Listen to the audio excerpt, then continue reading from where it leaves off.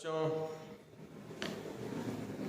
प्यारे बच्चों, reproduction in living organism में हमने लास्ट वीडियो में दो पार्ट किए थे, एसेक्सुअल एंड सेक्सुअल। तो इस वीडियो में हम एसेक्सुअल रिप्रोडक्शन की बात करेंगे। लास्ट वीडियो में हमने एसेक्सुअल रिप्रोडक्शन के मेथड्स की बात करी थी, कौन कौन से तरीके से अलैंगिक जनन हो सकता है। तो मैंने आपको लर्न भी कराया था FFR, BSVT, right, fission, fragmentation, regeneration, B for budding, S for spore formation, V for vegetative reproduction और propagation, and T for tissue culture. तो कई बार इनके नेम भी एग्जाम में पूछ लिए जाते हैं, right, any 3 methods for asexual reproduction. तो आपको ये लर्न होने चाहिए। तो आज हम फर्स्ट पे बात करने जा रहे हैं फिशन। हिंदी में क्या बोलते हैं इसे? विखंडन। विखंडन का सिंपल सा मतलब होता है, इसको पेन को मैं अगर 2 पार्ट में तोड़ दूं या 2 से ज्यादा पार्ट में तोड़ दूं, that is known as fission, विखंडन। यूनिसेल्युलर जो ऑर्गेनिजम्स होते हैं जैसे बैक्टीरिया, यीस्ट, प्रोटोजोअन्स, ये आपको मैं एग्जाम्पल इसलिए बता रहा हूं क्योंकि जो बोर्ड में क्वेश्चन आता है वो आता ही है definition and example, definition and example, right. है कुछ नहीं, इसकी डेफिनेशन आप देखो, डेफिनेशन कितनी सिंपल। चलो एग्जाम्पल बाद में लेते हैं। Splitting of parent cell, splitting of parent cell into 2 daughter cells और more than 2 daughter cells is known as fission. So you can define it, na? Method of asexual reproduction in which involves splitting of parent cell into 2 or more than 2 daughter cells, right? तो unicellular मतलब हो गया single cell वाले, एकल कोशिकीय जीव जो हैं, बैक्टीरिया, यीस्ट, प्रोटोजोन्स में आपका अमीबा, पैरामीशियम, ये सब इस तरह से फिशन यानी विखंडन मेथड से रिप्रोडक्शन करते हैं। अगर 2 डॉटर सेल में ही स्प्लिटिंग हो रही है तो इस फिशन का first type binary fission, right. और अगर मोर देन 2 डॉटर सेल्स में अगर फिशन हो रहा है, मोर देन 2 डॉटर सेल्स में, तो it is known as multiple fission. थोड़ा सा आप देख सकते हैं, ये देखो, मल्टीपल फिशन। तो अब हम बात करते हैं binary fission and multiple fission. आप देख सकते हो binary, 1 parent cell divide into 2 daughter cells. Multiple fission, 1 parent cell divide into more than 2 daughter cells. बिल्कुल सिंपल। जो आपको लर्न करना है वो आपको एग्जाम्पल्स आपको याद रखने हैं। तो बच्चों, फिशन के कितने टाइप किए हमने? First binary fission, second multiple fission. Binary fission में आपको एग्जांपल अमीबा, पैरामीशियम, लीशमैनिया, ये आपको एग्जांपल याद रखना है। आप बार बार नोट्स रीडिंग करेंगे तो आपको एग्जांपल याद आ जाएंगे। वैसे जो बुक में दे रखे हैं वही एग्जांपल बोर्ड में एग्जाम में आते हैं, तो आप ज्यादा टेंशन मत लें। एक मैंने लीशमैनिया ऐड किया है, जो काला जार करके एक बुखार आता है ना, उसका कॉज होता है ये, राइट। अभी हम बात करते हैं बाइनरी फिशन का डायग्राम, क्योंकि बाइनरी फिशन का डायग्राम जो अमीबा का दे रखा है बुक में वो बहुत बहुत इंपॉर्टेंट है। कुछ नहीं है, एक अमीबा को 2 अमीबा में हमको डिवाइड करना है, बहुत सिंपल सा डायग्राम है। मल्टीपल फिशन में मैं पहले ये एग्जाम्पल बता देता हूं। एग्जाम्पल प्लाज्मोडियम, एल्गी, स्पोरोजोअन्स, क्लेमाइडोमोनास, ये सारे एग्जाम्पल किसके? इन सब एग्जाम्पल में किससे होता है फिशन? मल्टीपल फिशन में होता है। मल्टीपल फिशन में क्या होता है? न्यूक्लियस होता है, वो बार बार रिपीटेड डिवीजन करके और सेवरल न्यूक्लियस बना लेता है। न्यूक्लियस बार बार डिवाइड होता है और फिर हर न्यूक्लियस के चारों तरफ थोड़ा सा साइटोप्लाज्म में इकट्ठा होकर और डॉटर सेल्स बन जाती है अंदर। और जो डॉटर सेल्स बन जाती है तो क्या होगा? फिर ये जो बॉडी है ये फटेगी, रैप्चर। तो क्या होगा? ये डॉटर सेल सारी बॉडी से बाहर निकल जाएगी।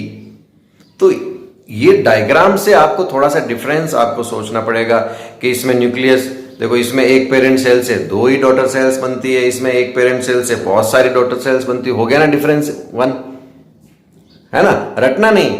इसमें न्यूक्लियस एक बार ही डिवाइड होता है, इसमें न्यूक्लियस बहुत बार डिवाइड होता है। इसमें साइटोप्लाज्म भी डिवाइड होता है एक बार, इसमें साइटोप्लाज्म डिवाइड नहीं होता है, वो साइटोप्लाज्म हर बार न्यूक्लियस के चारों तरफ थोड़ा थोड़ा इकट्ठा हो जाता है। इसमें पेरेंट सेल का कुछ भी नहीं बचता, एक पेरेंट सेल दो पेरेंट सेल में कन्वर्ट, डॉटर सेल में कन्वर्ट हो जाती है। लेकिन इसमें पेरेंट सेल का रेजिडुअल देखो, ये कवर बचता है और ये रेजिडुअल साइटोप्लाज्म भी बचेगा थोड़ा सा, इसमें कुछ नहीं बचता, सारा का सारा कन्वर्ट हो जाता है। तो एक दो डिफरेंस और बताऊंगा। तो डिफरेंस आप जब भी पढ़ें तो डिफरेंस सोचते रहे, इसके डिफरेंस का क्वेश्चन आ सकता है। Right any 3 differences between binary fission and multiple fission. आगे बढ़े, थोड़ा सा फिगर देखते हैं। देखो पहले हमें sexual reproduction by binary fission in amoeba, आपकी बुक में भी ये फिगर दे रखा है। अमीबा जिसके अंदर स्यूडोपोडिया होता है, यानी आभासी पाद, आभासी पैर जिनसे वो चलता है, और ये इसका न्यूक्लियस है, चारों तरफ इसका साइटोप्लाज्म है। अब क्या होगा, धीरे धीरे धीरे धीरे क्या होगा, ये फेवरेबल कंडीशन में होता है बाइनरी फिशन। अभी मैं डिफरेंस में बताऊंगा। जब फेवरेबल कंडीशन हो, अच्छा फूड अवेलेबल हो, है ना, तो क्या होगा, धीरे धीरे ये जो मेम्ब्रेन है ये इस तरह से कॉन्ट्रैक्ट होती जाएगी, पास में आती जाएगी, और न्यूक्लियस भी यहां से दो पार्ट में डिवाइड होना शुरू हो जाएगा। और धीरे धीरे एक न्यूक्लियस से दो न्यूक्लियस बनते ही ये दोनों मेम्ब्रेन आपस में टच कर जाएगी और यानी डिस्कनेक्ट हो जाएगी। तो these are 2 daughter amoeba. Very simple diagram. Asexual reproduction by binary fission in paramecia. Paramecia का देखो थोड़ा सा स्ट्रक्चर शूज के जैसा है ना। तो इसमें भी क्या हो रहा है बच्चों, न्यूक्लियस है वो इस तरह से डिवाइड हो जाएगा दो पार्ट में, और वापस 2 डॉटर पैरामीशियम बन जाएगी। तो this diagram is important for 10th purpose. तो जो मल्टीपल फिशन में क्या होगा, ये जो सेल है और ये पूरा इसका कवर है, कवर हार्ड हो जाता है बाहर से जब इसको मल्टीपल फिशन करना होता है। तो अंदर का साइटोप्लाज्म और ये न्यूक्लियस, न्यूक्लियस रिपीटेड डिवीजन करता करता न्यूक्लियस क्या करेगा, बहुत सारी डॉटर सेल्स अंदर बना देगा, राइट। और फिर क्या होगा, जब बहुत सारी डॉटर सेल्स बन जाएगी तो ये जो बाहर का कवर होता है ये क्या होता है, यहां से रैप्चर होगा, फटेगा और ये सारी डॉटर सेल्स बाहर निकल जाएगी। This is diagram of multiple fission. Important question of board, write any 3 differences between binary fission and multiple fission. तो फर्स्ट तो आपको पता ही है, results in the production of 2 individuals, and multiple में क्या होगा, results in the production of several individuals. ये तो हमको वैसे ही लर्न हो रहा है। ये फेवरेबल कंडीशन में होता है कौन, बाइनरी फिशन, अनुकूल परिस्थितियों में होता है। और ये बहुविखंडन, इसको क्या कहेंगे, द्विविखंडन, हिंदी में द्विविखंडन, बहुविखंडन। तो जो द्विविखंडन है ये अनुकूल परिस्थितियों में होता है, फेवरेबल कंडीशन हो, अच्छा खाना वाना अवेलेबल हो। और multiple fission occurs both under favourable and unfavourable condition. तो बहुविखंडन अनुकूल और प्रतिकूल दोनों परिस्थितियों में हो सकता है। तो in binary fission nucleus divides only once to form 2 nuclei, and in this multiple fission nucleus undergoes repeated divisions to form several nuclei.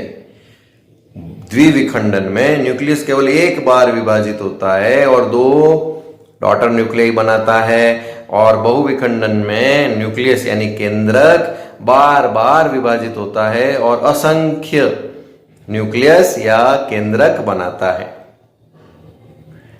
आ रही ना बच्चों समझ में, इसमें 2, इसमें असंख्य। अनुकूल परिस्थिति में, अनुकूल और प्रतिकूल दोनों में, केंद्रक का विभाजन एक बार और 2 केंद्रक बनते हैं, केंद्रक का विभाजन अनेक बार और असंख्य केंद्रक बनते हैं। ये हिंदी के लिए बोल रहा हूं, इंग्लिश में हम देख चुके हैं। तो जब आप 3 लर्न करोगे तो एक आध भूल सकते हो। तो 2 डिवीजन, 2 डिफरेंस और देखते हैं। 4th में cytoplasm divide after nuclear division, यानी पहले न्यूक्लियस का डिवीजन होगा, फिर साइटोप्लाज्म डिवाइड होगा। और cytoplasm does not divide after each nuclear division. Division तो होगा साइटोप्लाज्म में, लेकिन एक बार न्यूक्लियस का डिवीजन हो जाएगा फिर साइटोप्लाज्म में थोड़ा थोड़ा लेकर अपनी अपनी डॉटर सेल्स बना लेगा न्यूक्लियस, राइट। तो यहाँ पर cytoplasm divides after nuclear division, और यहाँ पर ऐसा नहीं होता। यहाँ पे होता है ऐसा कब, जब न्यूक्लियस बहुत सारे न्यूक्लियस में डिवाइड हो जाता है तो चारों तरफ थोड़ा थोड़ा साइटोप्लाज्म कलेक्ट करके अपनी अपनी डॉटर सेल्स बना के बॉडी से बाहर निकल जाते हैं, और बचा हुआ साइटोप्लाज्म पीछे पड़ा रहता है, रेजिडुअल जो मैंने आपको बताया था। No part of body is left unused and a part of body is left unused. इसमें बॉडी का, पेरेंट सेल की बॉडी का कोई भी पार्ट अनयूज्ड यानी अनुपयोगी नहीं रहता, लेकिन यहां पर बच जाता है लास्ट में पार्ट। थोड़ा सा इसमें देखें, आपको वैसे मैं डायग्राम में क्लियर कर चुका हूं। यहां पे एक पेरेंट सेल दो डॉटर सेल में डिवाइड हो गई, कुछ भी नहीं बचा, लेकिन यहां पर जो पेरेंट सेल है उसका कुछ पार्ट बचेगा जब ये सारे बाहर निकल जाएंगे, तो ये डिफरेंस है। तो हिंदी में क्या बोलेंगे, हिंदी में क्या कहेंगे, साइटोप्लाज्म को हिंदी में क्या कहते हैं, कोशिका द्रव्य। तो यहां पर कोशिका द्रव्य का विभाजन केंद्रक के विभाजन के बाद होता है। यहां पर कोशिका द्रव्य का विभाजन हर केंद्रक के विभाजन के बाद नहीं होता, ठीक है। तो इस तरह से आप थोड़ा सा हिंदी का टेक्स्ट भी रीड करें एनसीईआरटी में और अपने नोट्स बनाएं हिंदी में खुद। Second method of asexual reproduction is fragmentation. विभाजन या विखंडन ही बोलते हैं बच्चों इसको हिंदी में। थोड़ा सा मैं आपको फर्क बता दूं, जो फिशन हमने पढ़ा था वो यूनिसेल्यूलर ऑर्गेनिज्म के लिए था और फ्रेगमेंटेशन मल्टी सेल्यूलर ऑर्गेनिजम्स के लिए है। मल्टी सेल्यूलर ऐसी ऑर्गेनिजम्स हैविंग सिंपल बॉडी, जिनकी बॉडी सिंपल हो। सिंपल बॉडी से क्या मतलब है सर? बच्चों, सेल्स कलेक्ट होकर टिश्यू बनाती है, टिश्यू कलेक्ट होकर क्या बनाते हैं, ऑर्गन्स बनाते हैं, ऑर्गन्स आपस में मिलकर सिस्टम बनाते हैं, जैसे हमारी body, respiratory system, transportation system, digestive system, excretory system, reproduction system. Body में बहुत सारे ऑर्गन्स सिस्टम बनाते हैं, फिर उससे पूरी बॉडी चलती है। लेकिन सिंपल बॉडी वालों में ऐसा नहीं होता। Just collection of some cells, random collection of cells without differentiation of specialised tissue and organs. यानी मैं जो आपको सरल शरीर, सरल काया वाले जो जीव आपको बता रहा हूं, उनका मतलब है कि कुछ कोशिकाओं का समूह जिनको कोई विशेषीकृत उत्तक या अंगों में विभाजित नहीं होते, बस कोशिकाओं का समूह होता है। बट उनको एक से ज्यादा सेल होती है, इसलिए उनको बहुकोशिकीय जीव बोलना पड़ता है, मल्टी सेलुलर ऑर्गेनिजम्स। पर उनकी बॉडी क्या होती है? सिंपल बॉडी है। तो ये मेरा पेन है, ये सिंपल बॉडी है। तो आप कहोगे सर फिशन में एंड फ्रेगमेंटेशन में कोई फर्क तो है नहीं। हाँ बच्चों, ये एक बॉडी दो बॉडी में टूट जाएगी और दोनों जो हाफ पेन है वो वापस एक नए पेन में कन्वर्ट हो जाए, वो फ्रेगमेंटेशन हो गया।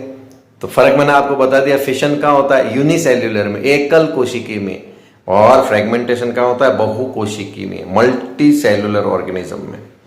इसका एग्जाम्पल है स्पाइरोगायरा। फिगर देखें, ये देखो बच्चों, फ्रेगमेंटेशन इन स्पाइरोगायरा में आप बीच में देखें सेप्टा दिख रहा है ना, वहाँ सेप्टा से ये डिवाइड हो जाता है और दो स्पाइरोगायरा में कन्वर्ट हो जाता है। सिंपल बॉडी स्ट्रक्चर है इसका।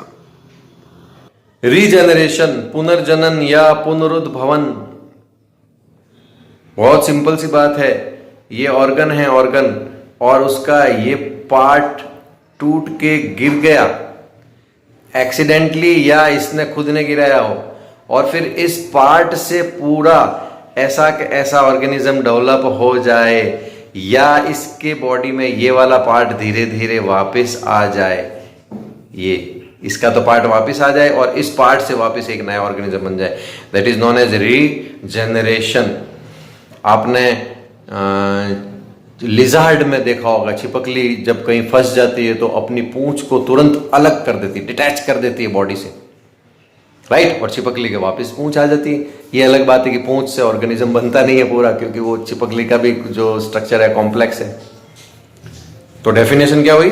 Ability of an organism to regenerate its lost part of the body, body के लॉस्ट पार्ट को वापस रीजेनरेट कर ले।